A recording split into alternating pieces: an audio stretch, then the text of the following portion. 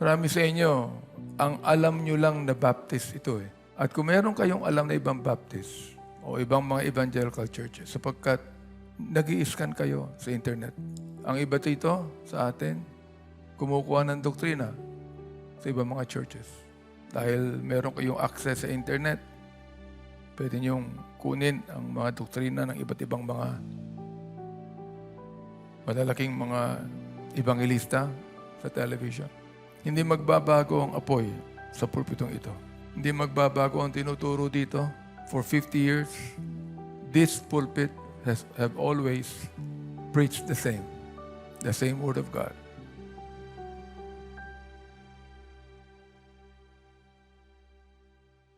If you notice in the first, in the 2 nights of our Baptist Heritage Conference, what I preached about were the 2 messages the Lord gave to the ecclesia in Ephesus and Laodicea.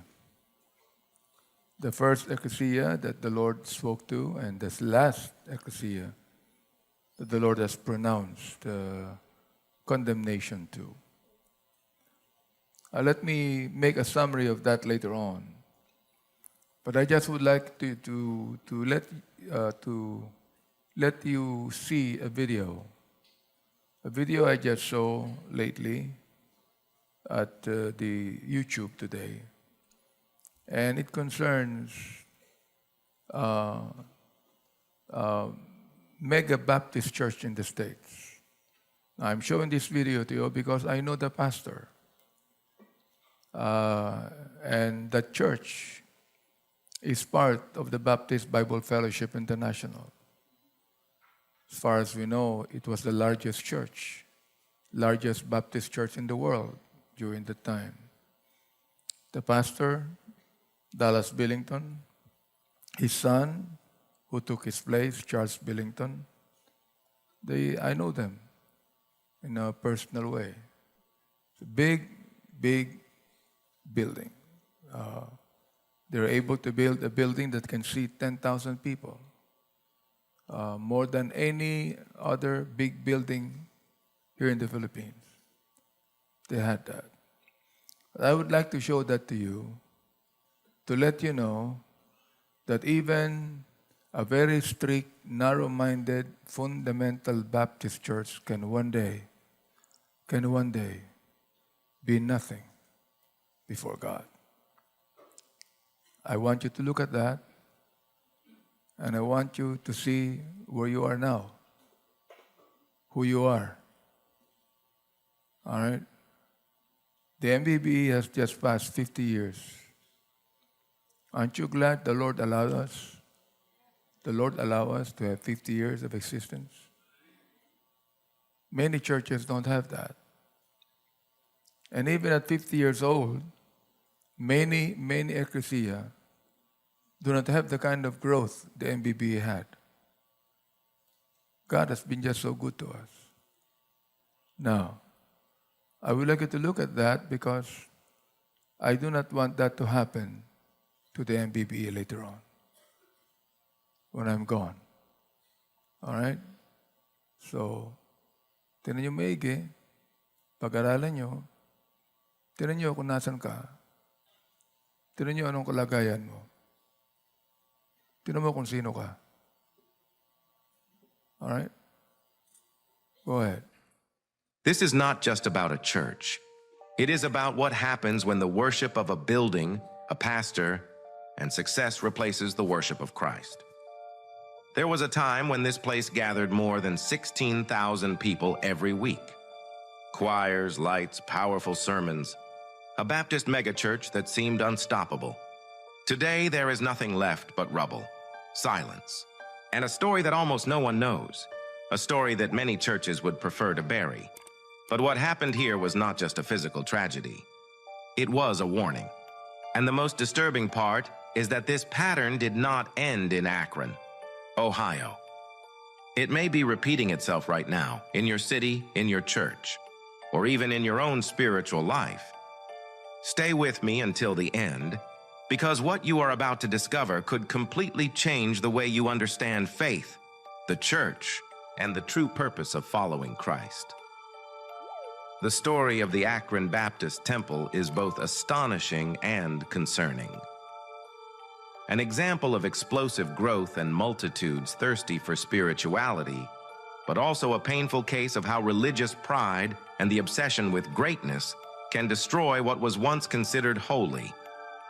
Founded by a charismatic preacher, admired for its influence in the media, and recognized for its ability to fill auditoriums, this church was considered a model to follow for many Baptist congregations across the United States and Latin America. But as the decades passed, what seemed like a blessing turned into a burden. What seemed like a victory for the kingdom ended up as a ruin. Before we dive into this story, I invite you to subscribe to this channel. Here we talk about what many prefer to remain silent about. Uncomfortable truths, but necessary ones. Leave us your comment if you have ever felt that your church was drifting away from the pure message of the gospel. And if you already knew the story of Akron, tell us how it impacted you. Your experience may help others open their eyes, because this is not only the story of a church that fell, it is the story of many. And perhaps it is a mirror for ours. The rise of the Baptist Empire of Akron. It all began in 1934 in an industrial city in the state of Ohio, when a young worker named Dallas Franklin Billington, the son of a Baptist pastor and an employee at P.S. Goodyear, started preaching with a passion few could ignore. He had no temple, no recognized name, and no resources. What he did have was a firm voice, a determined gaze, and a message that stirred people's hearts. Billington started preaching at the Fern Street Mission, a small and humble space that quickly became crowded. It did not take long before the echo of his sermons pushed him to organize the first official service at Reimer Elementary School. It was there, among school desks, that a community was born that would soon turn into a national phenomenon. In 1935, the Akron Baptist Temple was officially founded with just 80 members, but the growth was so rapid that only 2 years later they were already building their first building, valued at over $6,000 at the time, a significant amount for such a young ministry. But that was only the beginning. In 1949, they built their second temple, this time with a cost of nearly $1 million and a capacity for more than 2,800 people. For many, this was proof that God was blessing the work. But was it truly a blessing? Or simply popularity? During the 1950s and 1960s, the church reached its peak. Billington's sermons were broadcast on radio and television nationwide. The congregation seemed unstoppable. The numbers were impressive. More than 6,500 people attended the church's Sunday schools each week. Akron became a reference point for the Baptist movement across the United States.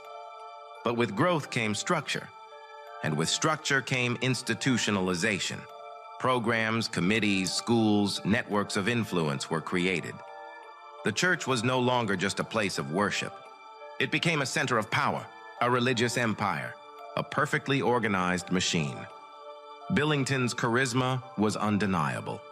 Many saw him as a modern prophet. But that admiration gradually began to blur the line with idolatry. His figure was central, his words unquestionable, and although he preached about Christ, many began to follow the man more than the master. Here it is worth pausing.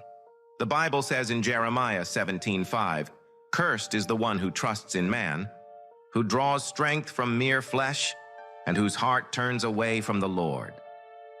And perhaps that was already happening in Akron, without anyone realizing it. Yes, the temples were full. The numbers grew. The influence expanded. But what was it all built on? On the Word? Or on an image? On Christ? Or on the reputation of a charismatic preacher? We are not here to judge hearts. But we cannot ignore the fruits. And the fruits that would come were not precisely fruits of revival. Because when everything seems indestructible, that is when it becomes most vulnerable. And in Akron, the fall was about to begin. Not with heresy, but with fire. the tragedy, and the multi-million-dollar reconstruction. On May 9, 1981, a date the community of Akron would never forget, disaster struck. In the middle of the night, a devastating fire consumed almost the entire facilities of the new Akron Baptist Temple. The building had been inaugurated only 2 years earlier, with capacity for nearly 6,000 people and a cost of about $4 million. The flames spread with terrifying speed. Firefighters fought for hours, but by morning, the temple was reduced to ashes. No lives were lost, but the material, emotional, and spiritual damage was beyond measure. Members of the church gathered outside in shock. That temple represented years of effort, dreams, sacrifices, contributions, and above all, the legacy of a generation. A legacy that was now burning in silence. The first investigations suggested the possibility of arson, a criminal act, but it was never proven. No culprit was ever identified. And in the midst of uncertainty, a haunting question began to circulate among the congregation. Why did God allow this? But rather than surrender, the congregation made a decision. They would rebuild. And not just rebuild, they would do it bigger and better. If the previous church had cost $4 million, the new one would double it. In 1984, 3 years after the fire, they inaugurated a new temple, larger, more modern, more imposing, with an estimated cost of $8 million and capacity for nearly 10,000 people. 10,000 seats, 10,000 spaces, a monument to resilience, or perhaps a monument to pride.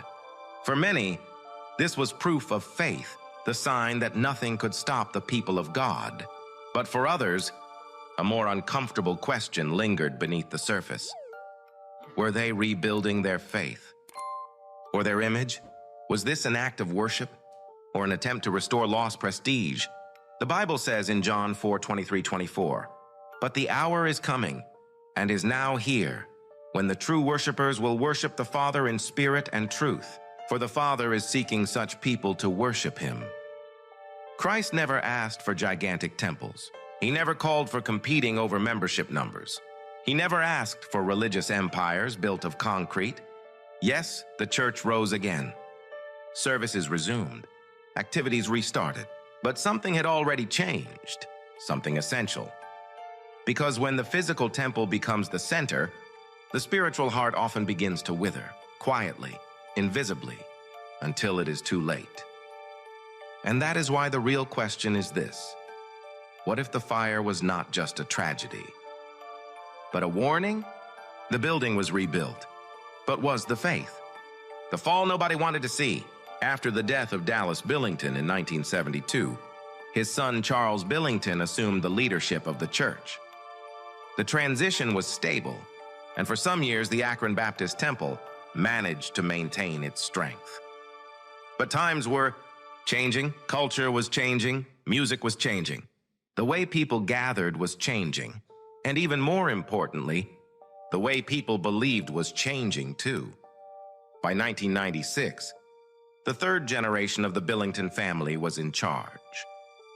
Dallas's grandson stepped into leadership with enthusiasm, but also with a massive problem, a debt of more than $6 million. The temple was impressive, but extremely expensive to maintain.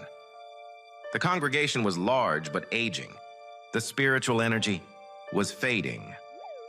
And here is where many churches commit the same mistake, trying to solve spiritual problems with marketing strategies. To adapt, they introduced contemporary services. Small groups, topical Bible studies, worship services designed to be more youthful, more dynamic, with lights, screens, and slogans. But the problem was never aesthetic. It was structural. It was spiritual. The church did not need new lights. It needed the true light. The Bible says in Revelation 3:1, "I know your works. You have the reputation of being alive, but you are dead." The attempts to stay relevant failed. Attendance dropped year after year. The debts grew larger. The motivation was slipping away. And small groups could not carry the weight of a giant that was already crumbling. The community no longer felt connected, because faith cannot be manufactured, and it certainly cannot be programmed. Members started leaving. Some went in search of churches that were more centered on biblical teaching. Others simply drifted away from the faith altogether. Many, disappointed, began to whisper, "It's not the same anymore. Now everything is a show. It feels more like a business than a church."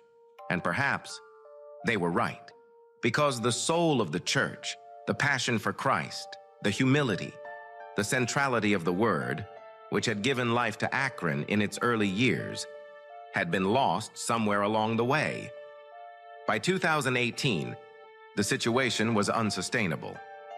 With the temple nearly empty and the accounts impossible to manage, the Akron Baptist Temple made an unthinkable decision. They sold the building. The buyer was an African-American congregation called World Church, which promised to revitalize the property. For a moment, there was hope. Perhaps life would return to this place, but soon, reality struck again. The new community also failed to sustain a structure designed for thousands when the multitudes were long gone. Little by little, the property was abandoned, vandalized, looted, overtaken by rodents and squatters. The echo of choirs was replaced by the sound of wind blowing through broken windows. And the most painful part? No one talked about it. There was no official statement. There was no last service, just silence. This is how many churches collapse today, not with scandals, not with heresies, but with small, consistent decisions where structure replaces spirit, where reputation replaces the gospel. And the worst part of all is that many still deny it. The silent end of a giant. For decades, this place was a symbol of success, a reference point, a Baptist giant that shaped generations. And yet, it ended up alone. What began with 80 members and grew to impact thousands across the United States slowly faded into silence. No one could have imagined that the same temple once called the Baptist Cathedral of the Midwest would one day be demolished by order of the local government. After the failed attempt by World Church to maintain the property, the building was left completely abandoned. No services, no community, no maintenance. With time, the complex became a dangerous space. Collapsed roofs, severe water damage, infestations, crime. Neighbors began to complain. The city of Akron conducted inspections, and the verdict was clear. The building was a threat to public safety. In 2024, the city council approved the demolition. And just like that, without ceremony, without public mourning, the bulldozers began their work. Each wall brought down, each column collapsed, each cross removed from the rooftop. It was like watching the body of an institution being destroyed without a funeral. Where were the thousands who once applauded in its services? Where were those who said God is here? Where was everything they once called revival? If that temple was the pride of the Baptist Church, then its ruins were also its reflection. The Bible says in Matthew 23:27, "Woe to you, teachers of the law and Pharisees, you hypocrites! You are like whitewashed tombs, which look beautiful on the outside, but on the inside are full of the bones of the dead and everything unclean." The Akron Baptist Temple did not fall because of a scandal, nor because of false doctrine, nor because of persecution. It fell because it had been empty inside long before it was empty outside. It became a victim of a model that many churches are still repeating today. Obsession with size, dependence on a charismatic figure, culture of spectacle, denial of spiritual decline, and most dangerous of all, believing that structure is enough. What was once called the house of God is today nothing more than rubble, broken concrete, trash. But was it really the house of God? Or was it the house of ego, of religious pride, of showmanship? Christ never dwelled in temples made by human hands. He said, "For where 2 or 3 are gathered in my name, there am I with them." Matthew 18:20. Today, the land where this giant once stood is empty, but its story still cries out. It cries out to pastors who have forgotten the gospel. It cries out to churches that measure their faith by square footage. It cries out to believers who follow structures instead of following Christ. The true secret of Baptist churches. Up to now, we have spoken about one church. But this is not only about Akron. It is about a model, a system that repeats itself, that is exported, that is imitated, and that is rarely questioned. Because what destroyed the Akron Baptist Temple was not just debt. It was not just a fire. It was not only poor management. It was something far deeper, a disconnection between what is preached and what is practiced. Official Baptist doctrine says, salvation is personal by faith in Jesus Christ. But the common practice often says, you must belong to our structure, submit to our pastor, attend our temple, or you are outside. The teaching is, we do not believe in human hierarchies. But the reality is, pastors who become absolute figures, unquestionable, almost revered. The theology says, the church is us. But the result is millions invested in concrete, lights and screens, while hearts remain empty. The Bible says in 1 Corinthians 3:16, don't you know that you yourselves are God's temple and that God's Spirit dwells in your midst? And here lies the irony. Many Baptist churches preach against the excesses of Catholicism, Pentecostalism, or modernism, but they have fallen into their own contradictions.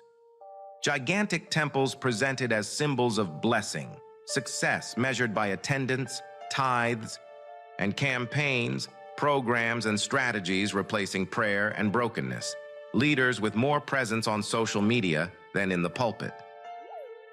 Where is the humble Christ, who walked among the poor and preached in houses and hillsides? We are not here to attack a denomination. We are pointing out what many of its own members already feel in silence. Many honest pastors are exhausted. Many young people no longer connect with this institutionalized faith. Many former members left hurt, confused, spiritually orphaned. And the reason is simple.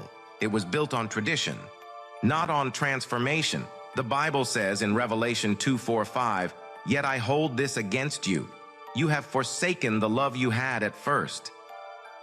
Consider how far you have fallen. Repent and do the things you did at first. The true secret of many Baptist churches is not hidden in a basement. It is found in what they no longer preach with passion.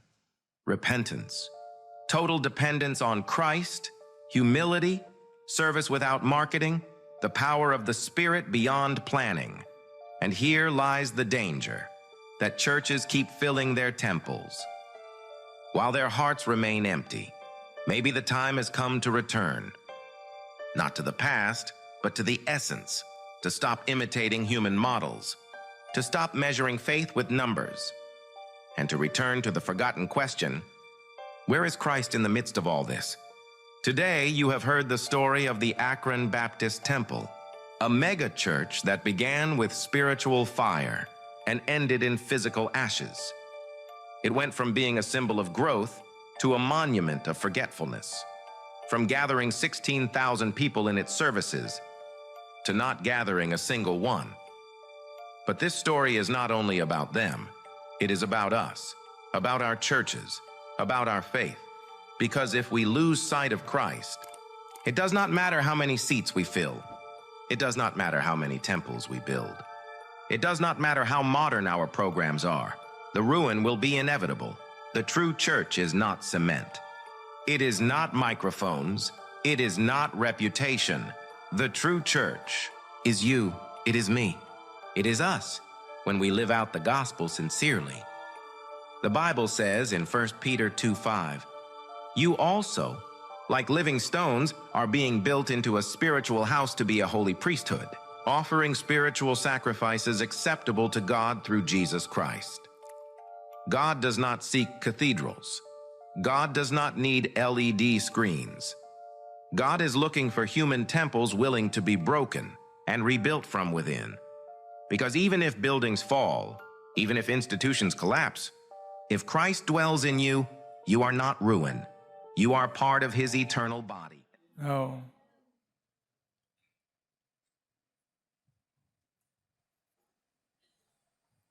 would be a natural pride for me to say, I built this. But it is morally wrong.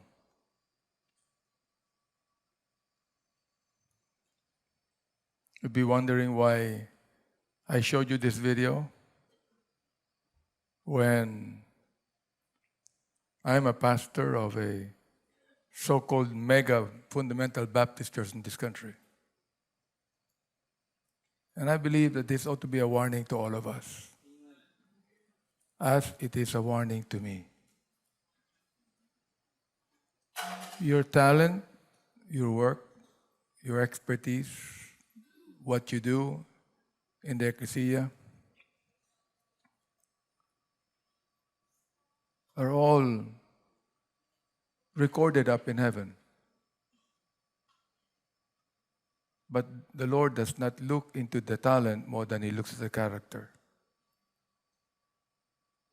The Lord looks at the motive. The Lord looks at the attitude. I've always said this so many times to you because I'm afraid if I will not teach this to you, that we will not be different than those huge mega churches in America that you don't even know about. I know many of them. I have preached to some of them. Big churches, thousands, And sometimes it makes you proud as a man when you are invited to speak in a mammoth church like Akron Baptist Temple. But what would be a big church without Christ in it? What would be us if our doctrines would change every time the wind blows?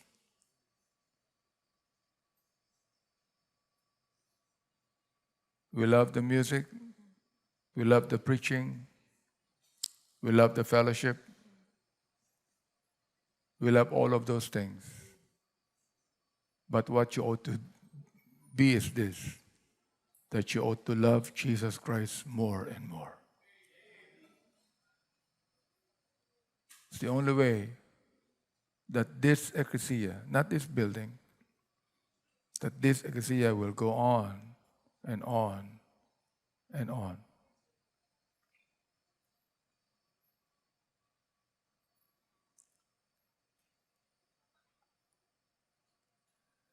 What I'm very glad about is that I've learned many of these things before I started building something that would be a monument of God's grace. I'm so glad that hindi ako namulat na malaki na itong gawain ko. Tapos doon pala ako nakakakita ng mga ganong klase. Ako nagpapasalamat na nanggaling ako sa isang malaking church sa Pilipinas. Ang pinakamalaking church sa Pilipinas, noong panahong yan, doon ako nanggaling.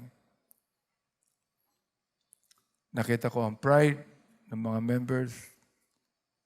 Nakita ko ang kanilang paglilingkod sa Panginoon na masasabi ko ang iba totoo. Karamihan na hindi. Doon ako nabuhay. Doon ako lumaki. Naging youth director ako doon. Naging choir director ako. I was able to build the largest youth group in any kind of a church in this country. I was able to show forth, you could be able to put up a choir that might not be professional, but they professionally sing. But what is that? What is that if we lose the very central message of the ecclesia, is Jesus Christ. That Christ must be preeminent because this is His ecclesia, not mine, not yours. Pinapakita ko sa inyo na kahit tayo pinagpala ng Panginoon ng ganito, hindi tayo pinagpala dahil magaling tayo. Pinagpala tayo dahil pinili ng Panginoon pagpalain tayo. So that we can be an example to others. As I've always said, I will say again, the Lord has blessed us for a divine purpose, to be a blessing to others, to be a help to others, to be an example of the generosity of Jesus Christ, to be an example of the humility of Christ. Always tell the pastors, wala akong pwedeng pagmayabang sa inyo. Wala. Hanggang ngayon, nagtataka pa rin ako kung paano pinagpala ng Panginoon ang katulad ko. Katulad ko. Na hindi karapat dapat pagpalain. At bawat sa inyo, nadamay kayo sa pagpalapalang ito. Huwag niyo nga sabihin sa akin, na bago ka napunta rito, pinagpapala ka na. Wala. Ito, eklesiyang ito, ang pinagkakautangan mo na loob. At kapag oras na naging mayabang ka, naging palalo ka, naging selfish ka, na akala mo ikaw lang. May problema tayo, di ba? We don't want that to happen. Nais ko na itong MBBE magpatuloy ito kahit na wala na ako o kahit na wala ng iba sa inyo. Magpatuloy na hindi nagpapatuloy, nagbabago.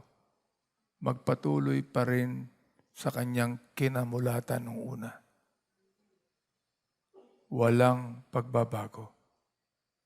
Yan man ay sa music, yan man ay sa Bible, yan man ay sa prinsipyo, yan man ay sa discipline, ganun pa rin. Kung tayo nagsimula ng 50 years ago, after 50 years, nakita ninyo, kayong mga naging member dito nung araw, that we haven't changed our lifestyle, we haven't changed our principles. And if we change, we become more strict. We become more disciplined. We become more spiritual. And that is the only kind of change that I want. Nakita nyo, yung Akron Baptist Temple, 3 henerasyon ng mga Billington na naging pastor dyan. Yung una, yung pangalawa, kilala ko yan. Pero yung pangatlo, yung mga apo, nagbago na. Nagbago na ang music niyan, nagbago na ang style, nagbago na ang Bible, nagbago lahat.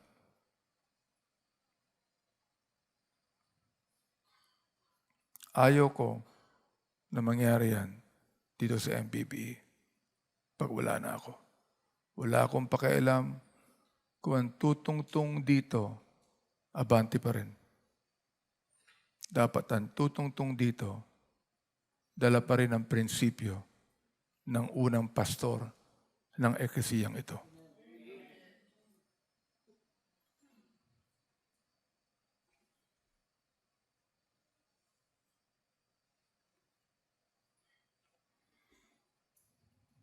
Yun ang dahilan kung bakit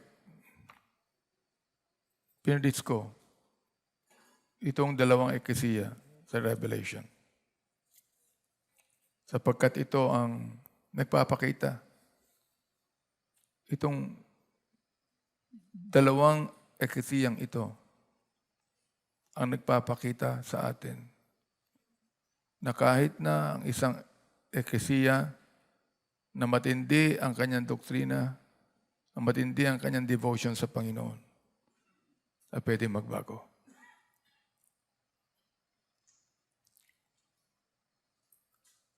Bakit the Lord talk with the messenger and the pastor more than the people?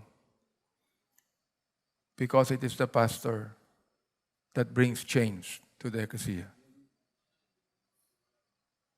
Kung hindi sa pastor ang bibigyan ng pagbabago dyan, hindi mo mababago ang ecclesia. Ganun yun. And I'd like you to know this. Palagi kong sinasabi sa inyo, pagkatapos ng lahat ng to, when the Lord Jesus Christ comes back to take us home, ito pa rin ang tatayo sa harapan ng Diyos para maging accountable sa lahat sa inyo. Hindi kayo. Hindi niyo ba? Kaya, ako, nagpipis ako sa pulpitong ito, hindi ko inaalala kung magugustuhan niyo ko o hindi. Hindi ko inaalala kung ma-offend kayo. Magugustuhan niyo ako. Sinabi ko na nung una pa, many years back, I am not preaching to be liked. Hindi ako nagpapahayag ng Bible para magustuhan ako. I do not want to be treated like a charismatic leader. I want to be known to be a servant of the Lord Jesus Christ, whose only purpose is to preach about Him, not anyone else, and not anything else. The very purposes and the very principles that this ecclesia follow are the principles of what the Bible laid down, not anything else.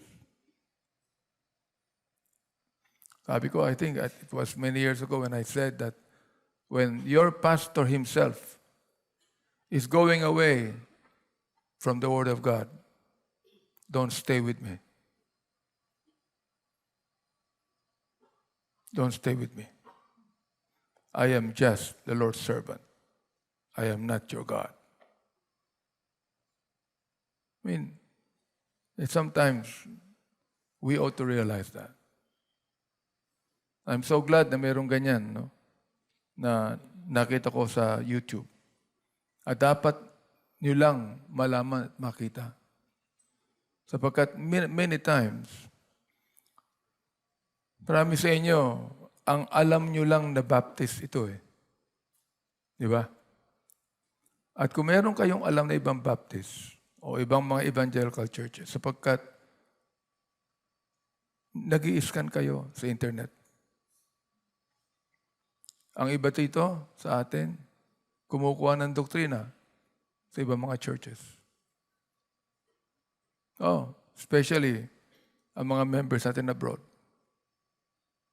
Dahil meron kayong access sa internet, pwede niyong kunin ang mga doktrina ng iba't ibang mga malalaking mga evangelista sa television. More than listening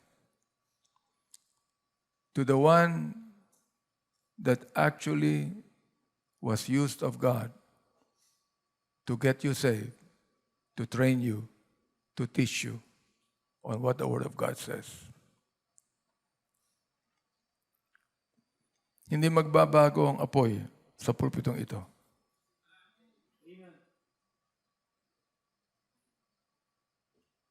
Hindi magbabago ang tinuturo dito. For 50 years, this pulpit have always preached the same Word of God.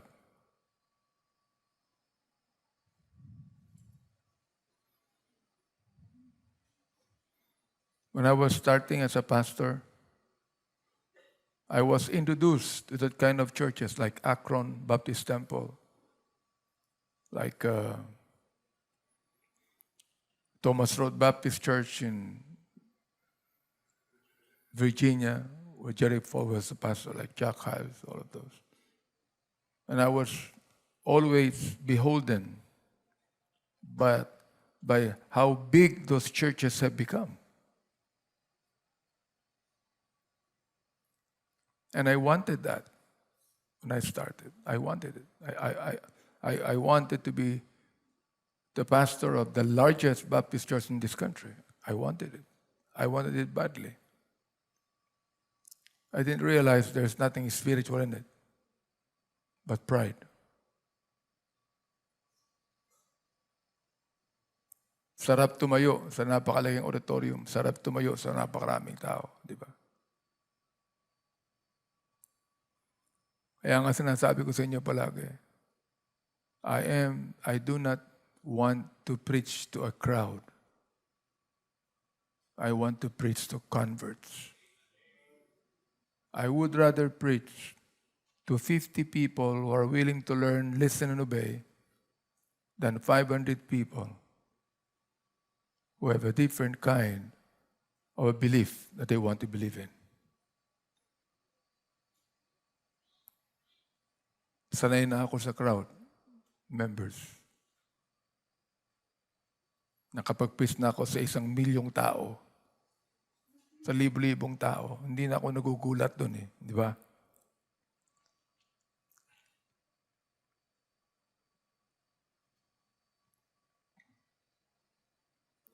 Nakikita nyo, the difference between the message of Jesus Christ to the pastor at Ephesus, to the pastor at Laodicea. Doon sa Ephesus, the Lord Jesus Christ even enumerated all of the things that they did. The good things they did, their labors, their patience, their faithfulness, their persecutions. But only had one accusation to them. What's that? You left your first love.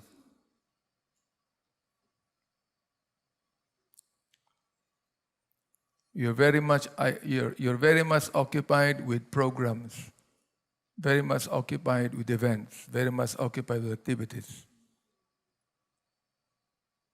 You forget the love of Jesus Christ in your own life. You forget that in any event you do, in any activity we have, in any service that we do for God, it is because of the love of Jesus Christ in us.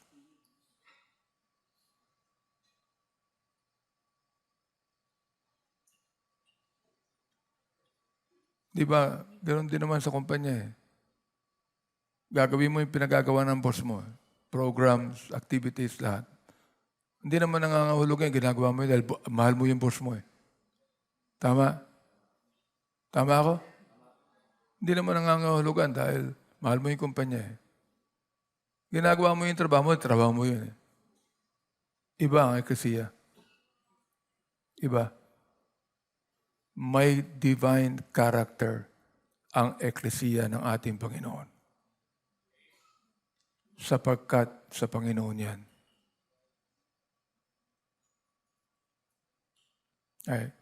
I do not want to be known to be a leader that has absolute power in it.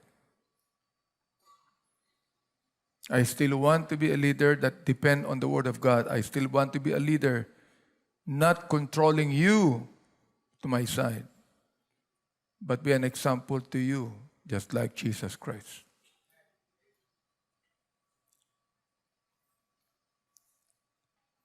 I do not want that one day the Lord Jesus Christ would come to me and talk to me and say, you have left your first love. I do not want that. Do you? That's the reason why I'm very, very strong on you.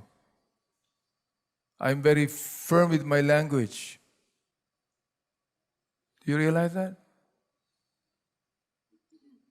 That's why I'm showing you things in a very passionate way.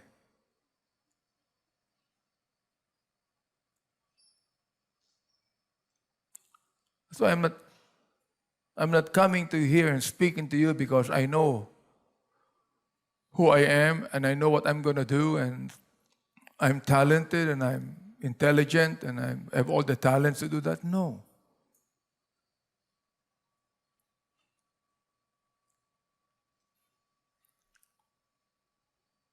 I'm here before you because of the love of Jesus Christ. I'm here because of the fruit of the Spirit. I'm here because of the grace of God in my life. If not for His grace, I'm not going to continue on. I cannot continue on. I can only continue because of the grace of God. I cannot preach to you on what I know. I am dependent on the wisdom that the Spirit of God will give to me.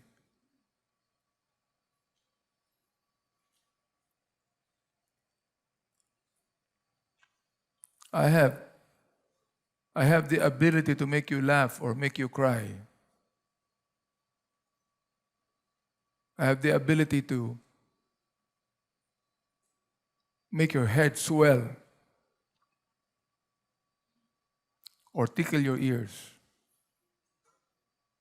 But those abilities do not convict the hearts of men to be changed, because only the Spirit of God can do that.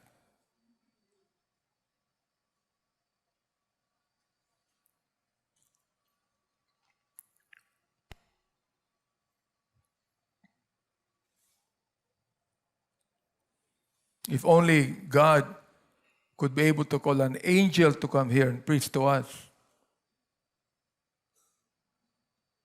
An angel. Perhaps that's better than any human being, isn't it? Do you know why God calls human beings like me to lead you? Because we experience the same things.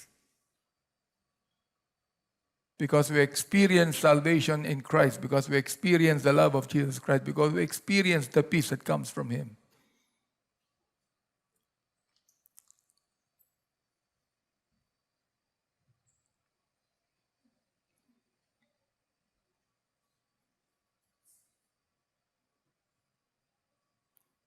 While His message to the ecclesia in Laodicea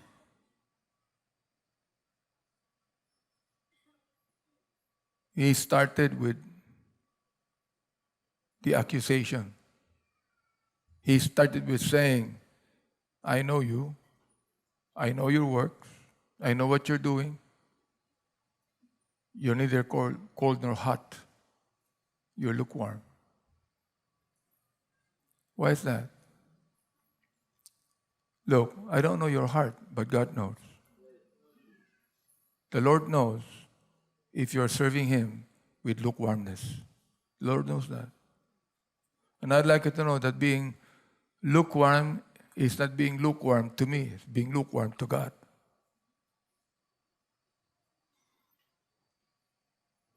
The Lord knows if you're singing to worship Him than singing to show off.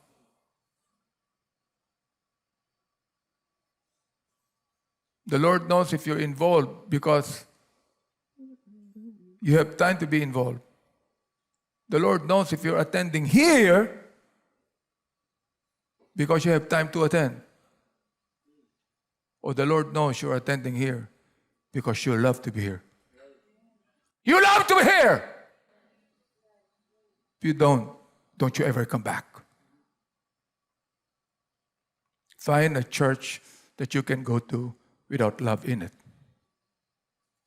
And find a church, a pastor that you can be a member of where there's no love in it.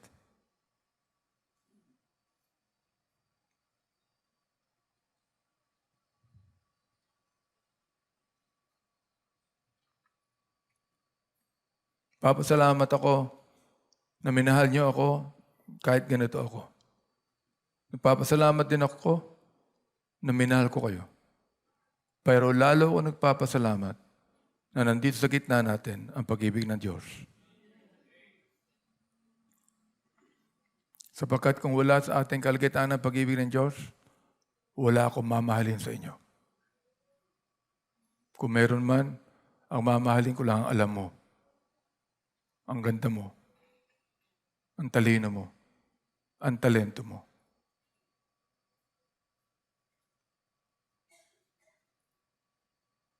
Sana ganun ang paglilingkod natin, di ba? Pero nakakakita ka ng paglilingkod na you're serving God, and when you're being asked, well, how are you serving God? Well, okay lang. Ganito lang. Involved ka ba sa gawain ng Panginoon? Yeah. Alam mo,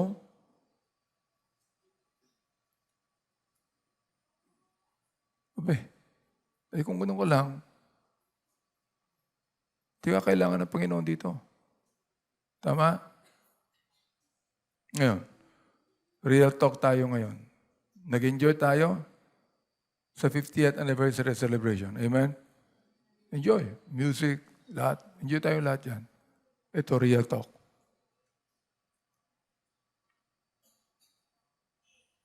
Dito na naman tayo. Sa ugali ng tao, dahilan siya ay tao.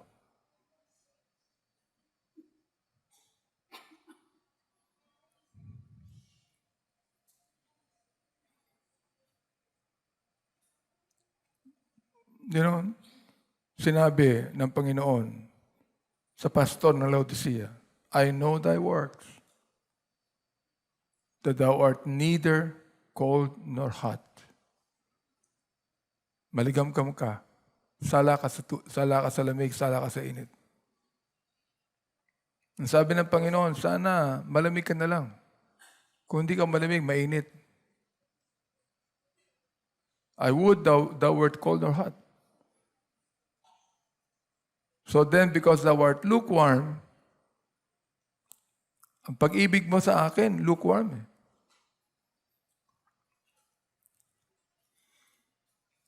Ang pag-ibig ko sa iyo, matindi. Tinuruan kitang umibig sa akin, ayon sa aking pag-ibig, sabi ng Panginoon. Pero ano ang kinakalabasan ng pag-ibig mo sa akin?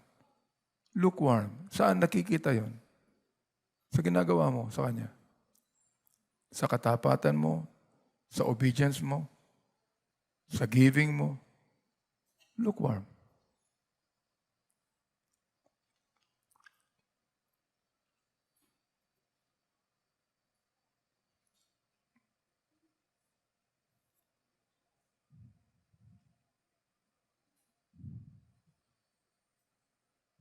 Sabi ng Panginoon sa atin, isusuka kita. I'll spew you out of my mouth. Imagine, ang judgment ng Panginoon.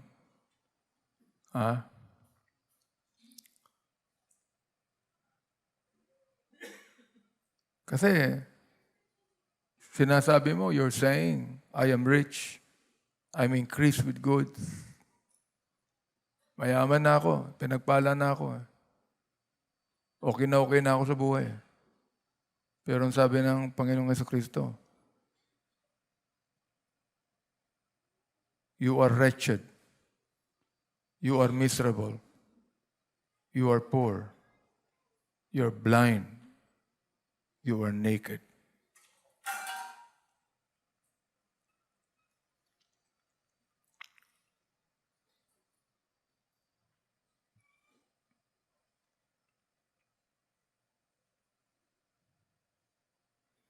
Pero kahit na ganun, na-explain ko pa din nung Webes ang gabi, kahit na ganun kahit na ganun ang Laodicea,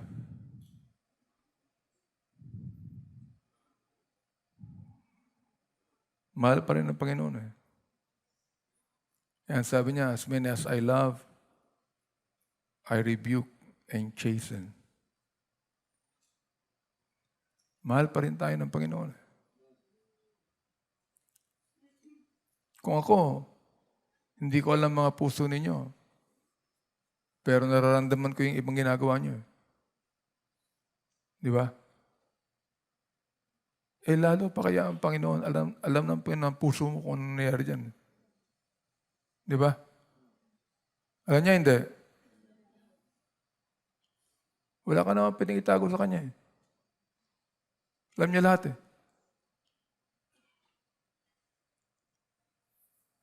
Kung ako, nararamdaman ko lang. Kung ako, nararamdaman ko lang, naiinis na ako eh.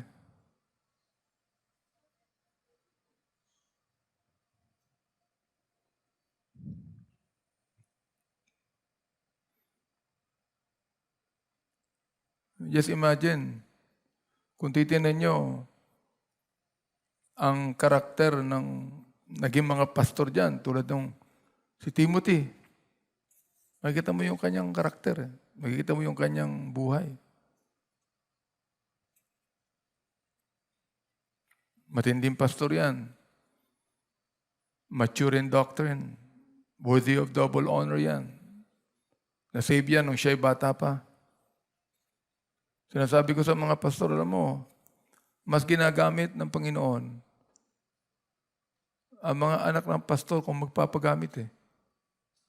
Kaya nakikita nyo, the pastors of big ecclesia, even in America, ang bumapalit yan anak eh. Pangalawa, bata pa yan, nasisave na eh. Nakikita nyo? Bata pa, nasisave na yan. Tulad ko, anak ako ng pastor. Ako'y naligtas ng bata pa ako. Matindi ang paggamit ng Panginoon sa akin, di ba? Pero matindi rin ang pwedeng gawin sa akin ng dyablo.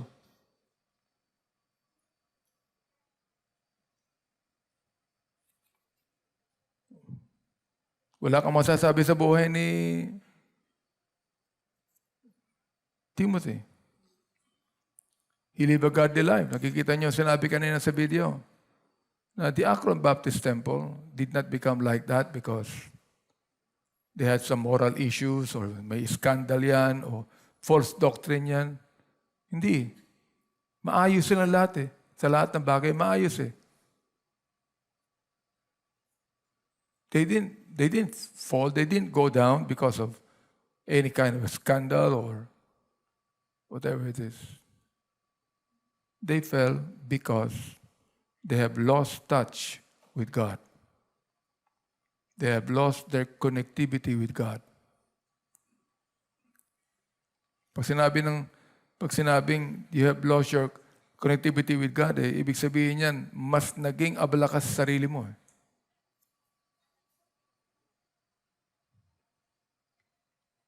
Kaysa yung gustong ipagawa ng Panginoon sa'yo.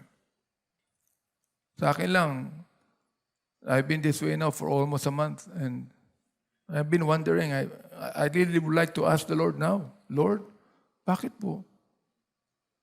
Lord, I want to serve you. I want to go back to my pulpit. I want to do my usual work. Pero bakit ganito? Nahihirapan ako.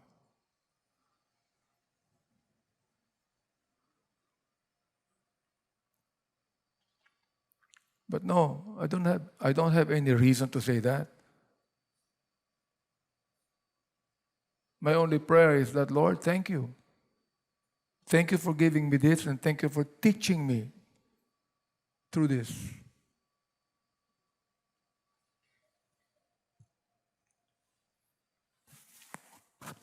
Despite all that, the Lord still loved us. Never left us alone.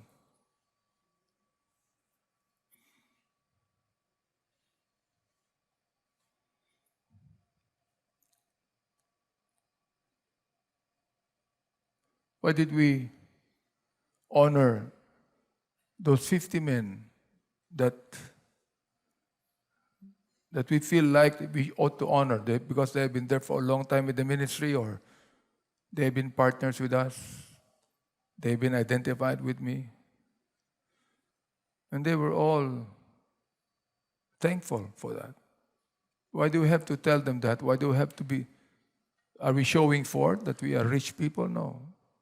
We just want to show them that we honor them, we recognize them, and that the Lord made us generous so we can be generous to others. This ecclesia will be an example of what the Lord is teaching us.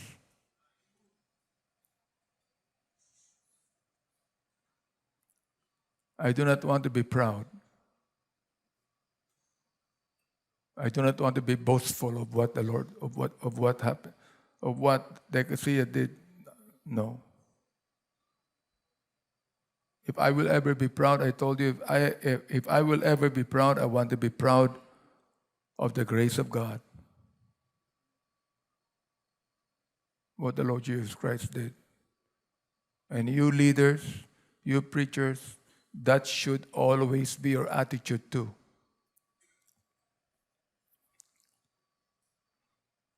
Because there's no reason for any one of us to be proud of ourselves. No reason whatsoever. In fact, serving the Lord is not a sacrifice on our part, it's a privilege. And don't you ever try to say, well, I'm serving God. Why don't you just say, well, it's the Lord working through me. You know, I'm serving God. Who are you anyway? The Lord does not even need you to serve Him. Do you realize that? Do you think God needs you?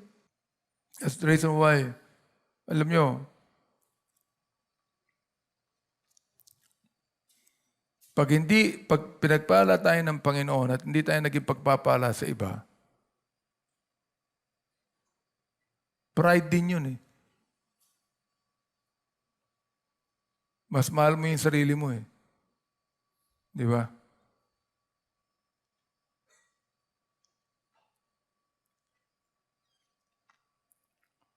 When we say that we are serving God, everything that we are, everything we have, should always be used for the service of the King of Kings and the Lord of Lords.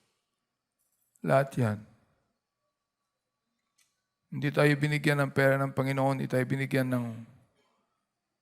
ng resources, hindi tayo binigyan ng career, hindi tayo binigyan ng promotion, whatever it is, para maging mayabang tayo sa ating sarili, di ba?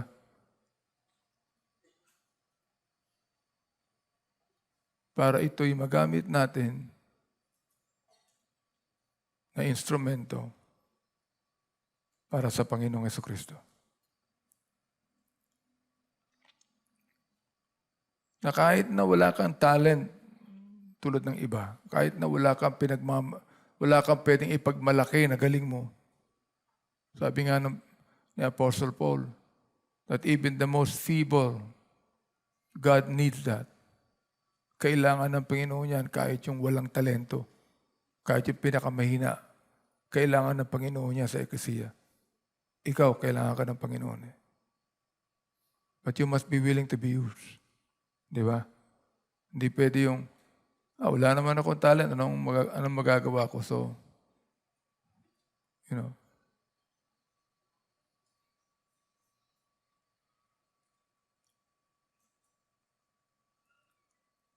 yeah. I thank the Lord for every talent the Lord gave our people, like these people that made this decorations right here. They are not talents that they got from their own parents. They are talents they got from God. And they should only be used for Him, isn't it? Those of you who are workers, those of you who are winning souls, those of you who are doing your very best to get others for Jesus Christ, it's very commendable of you. We're doing it because the Lord says, when they look at the crowd there in Jerusalem, He was moved with what? Compassion on them. Sana, kapag lumalabas ka, nag-gospel class ka, nag-visitation ka, hindi mo lang ginagawa yan sapagkat napipilitan ka eh. Hindi mo lang ginagawa yan sapagkat ginagawa din ng BYIers yan. Hindi mo lang ginagawa yan dahil ginagawa ng mga leader, pinupush ka eh. No. Ginagawa mo yan because of the compassion of Jesus Christ. Yun dapat ang fuel mo. Yun dapat ang talagang tumutulak sa'yo. Amen ba? Kasi kung ang compassion ng Panginoon tumutulak sa'yo, andyan man ako o wala, andyan man ang kinikilala mo, ang leader mo o wala, andyan ka eh. Maghilingkod ka eh.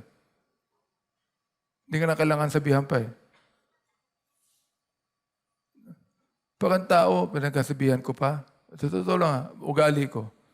Pag ang tao, pinagsabihan ko pa, naiinis ako eh. Naiinis ako eh.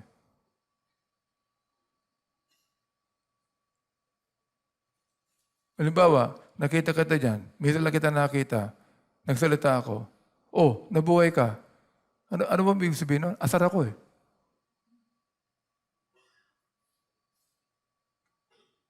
Anong palagay mo sa service natin? Kung may panahon ka, pupunta ka. Kung wala kang panahon, hindi.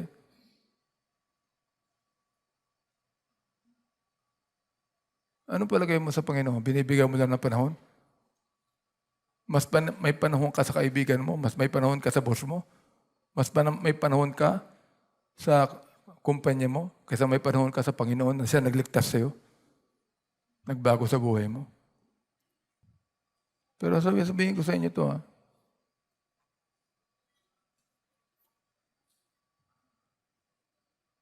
Pagkasalita ko lang dito, nahihirapan ako eh.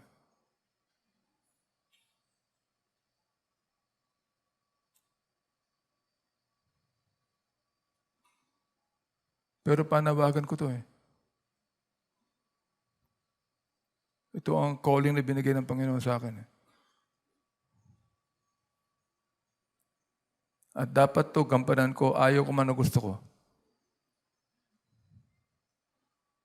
Dahil sobra ang pag-ibig ng Panginoon sa buhay ko. Sobra. Sobra ang pag-ibig niya sa akin. Nahihiya ako sa Kanya eh. Pinag-uusapan ng pag-ibig ng Panginoon sa buhay ko.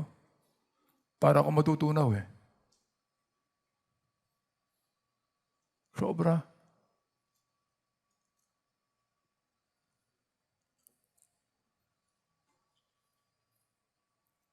Pwede akong itapon ng Panginoon kahit saan. Itapon niya. Pwede niyang gamitin.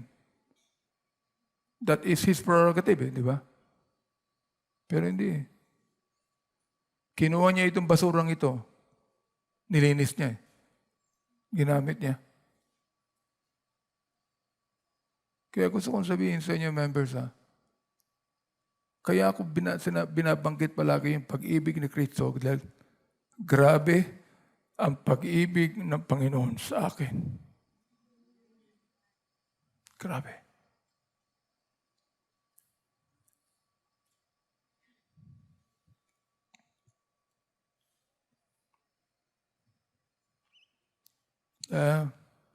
Sana lahat kayo, iniibig niyo ako dahil sa pag-ibig niya.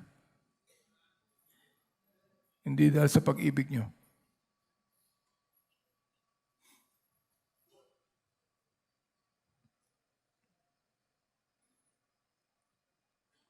Sa inisip ko din na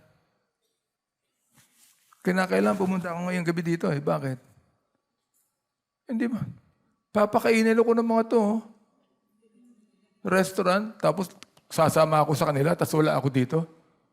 Hindi ba? Tama ba? Aba, hindi naman siguro tama yun. Can you imagine, lalabas ako ng bahay kasi papakainin ako ng mga taga-Saudi. Lalabas ako, kasama ako sa pagkain. Hindi pa nakakahiya yung ganun? Tapos wala ako dito? Eh kung wala ako dito, hindi rin ako kasama sa kanila sa kumain. Ba't ako kasama sa kanila? Hindi ko naman makakain yung gusto ko. Hindi ba alam na I cannot even eat what I want to eat. I have to eat little by little, kaunti lang. Kasi pag ako nabusog, bawal. Pag gutom, bawal. Kinakailangan tama-tama. Tama-tama lang yung kakainin mo yung... Paano mo malamang tama?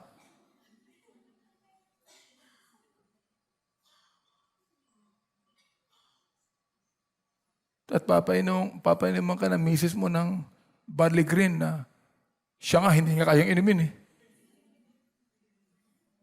Dahil makakatulong daw yun sa sakit ko. Makakatulong. Dalawang araw na akong umiinom nun. Hindi nakakatulong sa akin eh.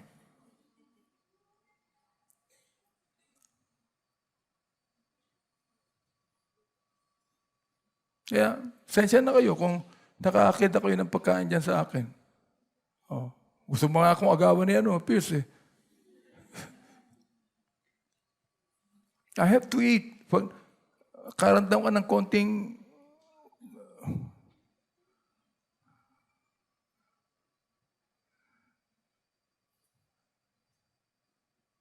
ngayon, nagugutom na naman ako.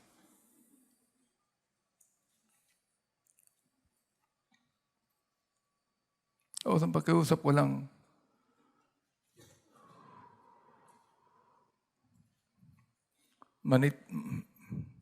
let us remain to be the ecclesia of Jesus Christ. Let us remain to make Him preeminent. Let us remain to always preach about Him. And let us always remain in the love of Jesus Christ. We have programs, we have events, we have activities. But those are not the most important. The most important is the character of Christ in our lives. That's the most important. The most important is, why are we doing it? Yung motibo natin, di ba? Why are we doing it?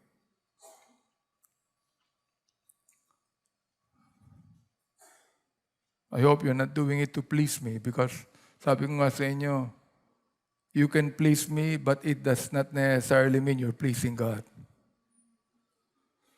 You please God, it pleases me.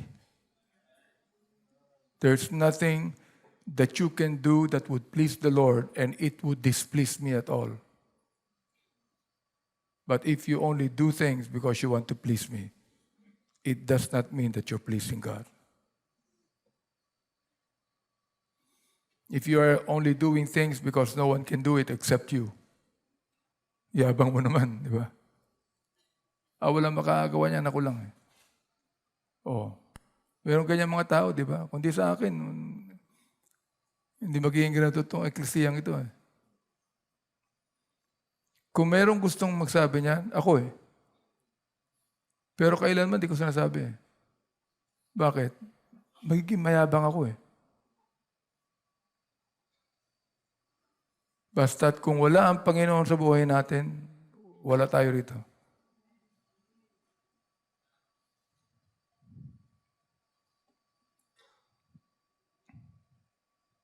Papasalamat ako na the Lord used me for you and the Lord is using you for me. I hope that we will remain true. The Lord gave us all of the things that we're wishing for. Halos lahat ng na-wish ko sa isip ko. Halos lahat ng pangarap ko sa buhay mo lang, bata pa ako. Material man yan, spiritual man yan, ibinigay sa akin ng Panginoon yan. Halos lahat. Na hindi naranasan ng karamihan ng mga kapastoran.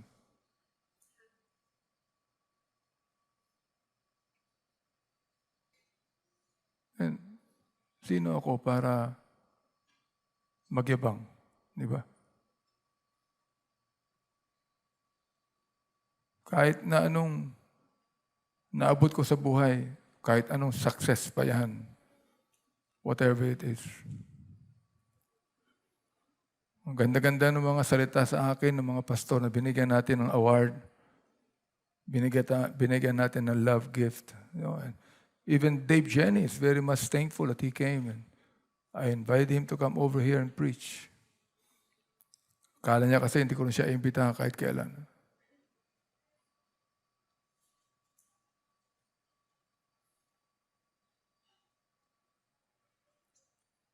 I want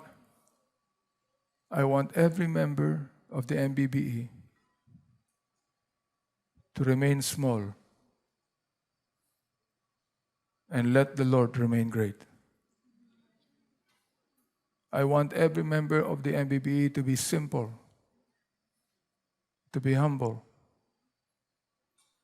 Never even think of even an iota of pride.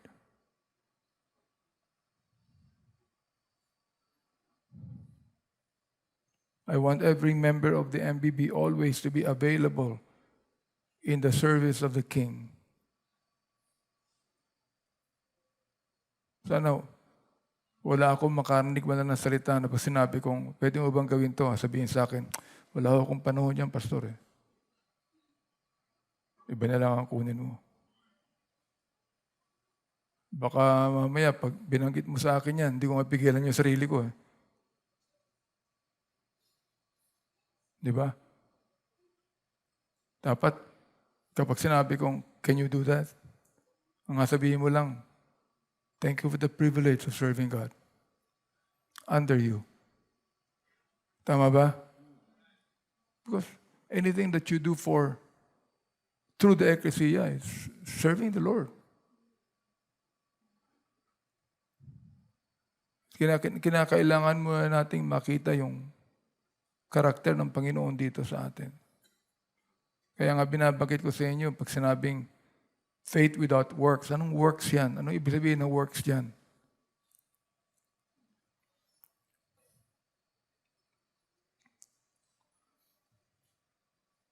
Continue on winning the lost to Christ. Continue on. Although hindi nakafocus yung attention natin sa attendance, pero nakafocus ang attention natin sa kaluluwa ng tao. Di ba? Yun ang focus natin. Hindi magdadala ako ng bisita rito dahil gusto ni pastor may mga bisita. Magdadala ako ng bisita dahil kailangan niya marinig ang gospel ng Panginoon.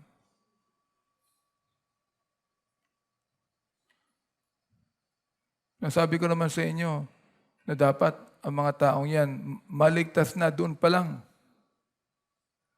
Sa kinakausap mo, wala pa siya rito. Kaya sinabi ko sa inyo, oras na makawala ako sa karamdamang ito, magkakaroon ako ng revival meeting dito gabi-gabi. Tinang ko lang kung hanggang saan kayo.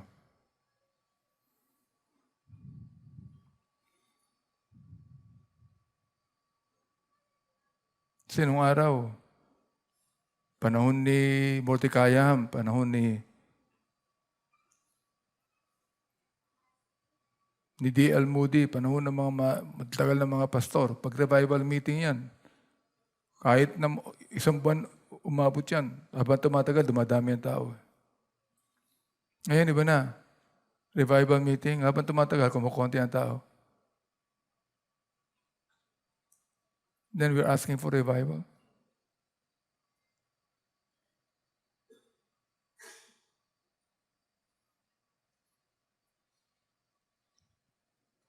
Dahil lang sa ang dami-dami na ngayon mga evangelical churches na iba-iba ang doktrina, na iba-iba ang pananaw, iba-iba ang disiplina. Asan na yung mga kaibigan nyo rito dati? Asan na yung mga anak nyo?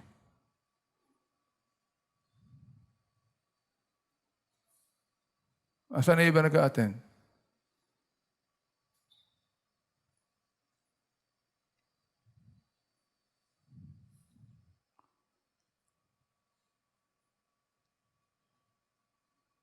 I'm not actually looking for them because sabi ko nga, kung sinong bibigyan ng Panginoon sa'yo, okay na sa akin yun eh.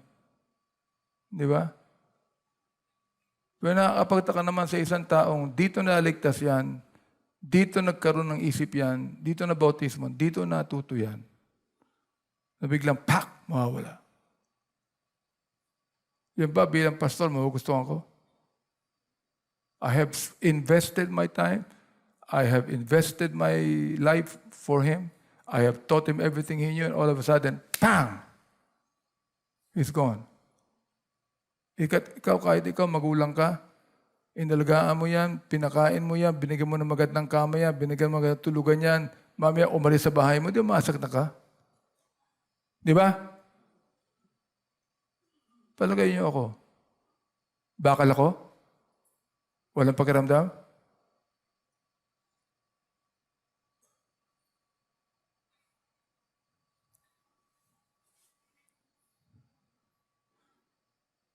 Yan sinabi ko, pag matagal ka ng pastor, umuhay ka pa, mapalad ka na ron kasi being a pastor is the loneliest work in the world. You know why? Because you deal with problems. You deal with problems of people. You just don't deal with things. Kung ikaw, manager ka lang ng kumpanya, for example, and you're just managing things and things like, wala yun eh. But you know what? If you are taking care of people with all of the problems, at may mga pagkakataon pa, you take their problems and make them your own. You know that? Kahit na ayaw mo, nasaluhin yung problemang yan, hindi mo make them your own! Think, masaya ka? You think, sabi ng Bible, when you a man who is sad, be sad with him, cry with him.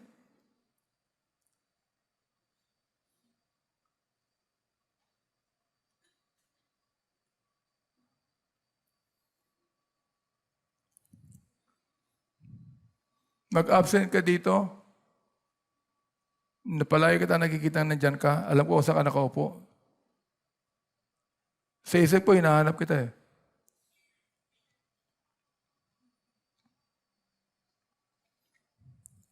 Kaya sinabi ko sa'yo, pag ikaw nawala dito, hindi kita hinahanap, doon ka malungkot. Ibig sabihin yan, hindi ka na mahalaga sa akin. Naunawa niya ako?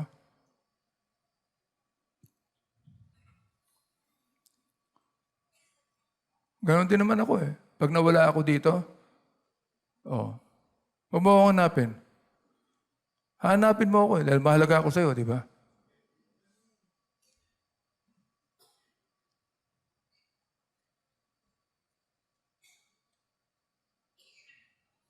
Nalilate ka, for example, magaten, ba't ako naiinis? Niloloko mo yung gawain ng Panginoon eh. Service to eh. Amen? Service ito eh. Pagsampa sa Panginoon to eh. Lulukuhin mo?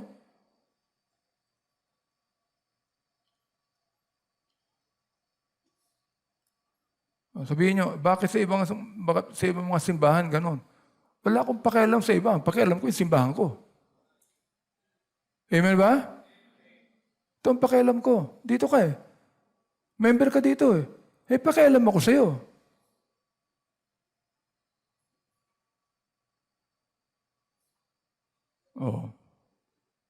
Sino ba nagturo sa'yo ng disiplina? Hindi ba ako? So, ibig sabihin, andito ka, ibang pastor nagturo ng disiplina sa'yo? Dutong ka. Saan mo ta? Akala ko.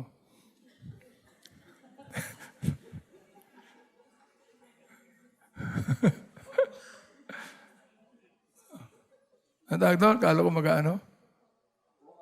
Mag-walk out ka, mag-walk out eh.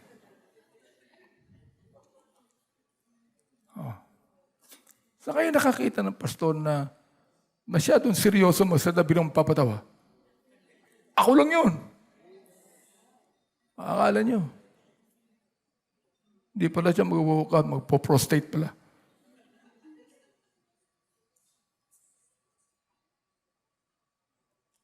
Ako, nagpapasalamat ako sa ating mga senior citizen na kahit na masama ang pakiramdam niyan, nag-a-attend eh. Andito. Mabagal nga lang kumilos. Naintindihan ko yon. Naintindihan ko yung bagal niyong kumilos. Ayoko lang sumabay sa inyo. But I'm thankful sa mga senior natin. Kasi, noong 1976, 77, naghahanap ako ng senior, wala akong makita kahit na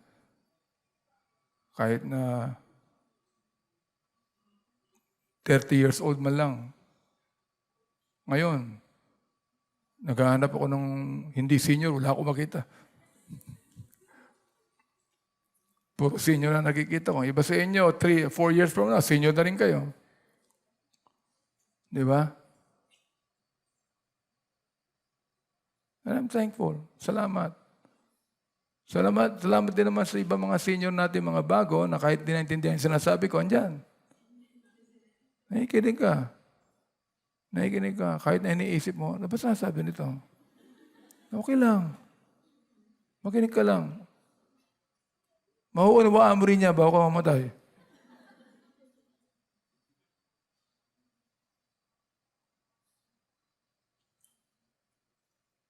Kaya ako binakanta uli yung mga awiting ito kasi gusto ko lang malaman nyo na yung mga awiting ito, hindi lang mahalaga sa buhay ko, kundi nare-relate ko sa buhay ko. Araw-araw na buhay ko. Pwede nyo kunin ng malistahan yan kay Rachel o kay Dan Paul kung gusto nyo. Awitin nyo kung gusto nyo awitin. Once again, I want to be thankful to every one of you sa inyong involvement sa ating 50th year. Binanggit ko na sa inyo ang ating magiging emphasis next year. 1 MBB at 51. I've asked Rhoda to reserve the PICC for that. Imbis na yung Mall of the Arena. Pero kasi gusto kong bumalik sa PICC. Yun ang unang ginamit natin na malaking auditorium. In one of the anniversaries we had. See? I think at one time, when we used the PICC, I think it was what? What anniversary was that?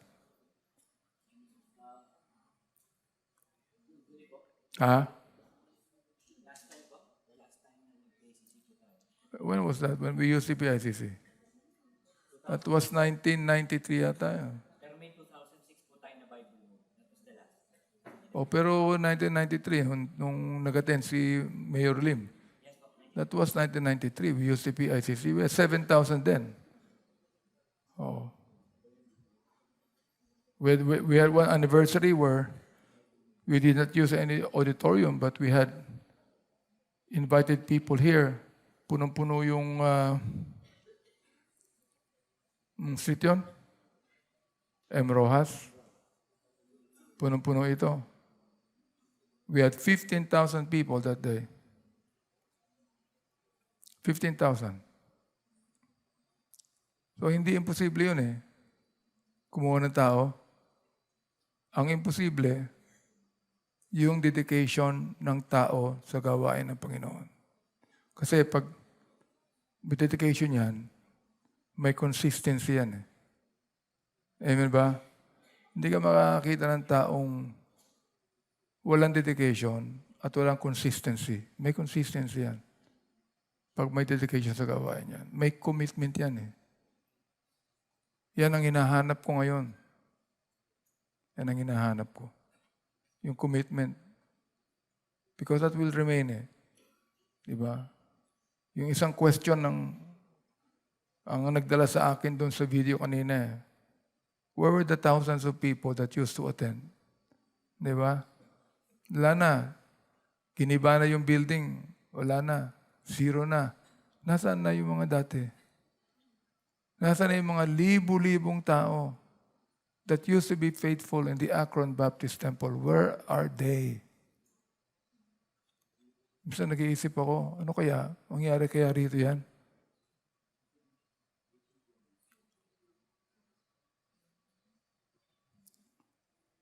Siguro naman hindi, no? Hindi ko pa nakikita mangyayari. Pero ito, sabihin ko pag ako naasar ako dyan sa damam, I will dissolve that. Pabarikin ko na alcohol lahat yan. Kasi, bibigyan mo na ng pagkakataon maglingkod. Bibigyan ka ba ng problema? Di ba? You give them the opportunity to serve the Lord and be faithful, and they will still give you problems on that. I hope you preachers realize this. I am too old for any one of you to give me any more problems. Di ba? Tatay mo nga, hindi mo naibigyan ng problema eh. Ako pa, tanong,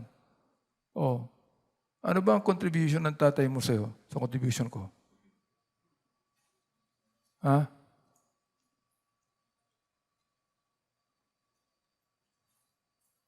Binigyan ka lang ng pag-aaral niyan.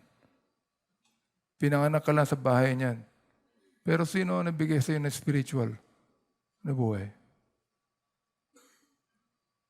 So many times, kaya nga, nakalagay sa Bible that an elder that ruleth well should be what? Should be worthy of what? Double honor. Hindi binigay sa magulang yan eh. Hindi binigay sa tatay yan eh. Binigay yan sa ama ng eklesiya. Double honor. Sino nabigay niyan? Hindi naman ako eh. Panginoon eh. I am not worthy to have the double honor given by God to me. It's up to every member of the ecclesia to realize that. How important, hindi na kinakailangan pang sabihin yung how important is God. Kasi alam naman din, mahalaga siya, di ba? But how important is the ecclesia to you? Yan number 2. How important is the ecclesia to you? The same question would be, how important is the ecclesia to God? How? Ang pangalawang tanong, how important is your pastor to you?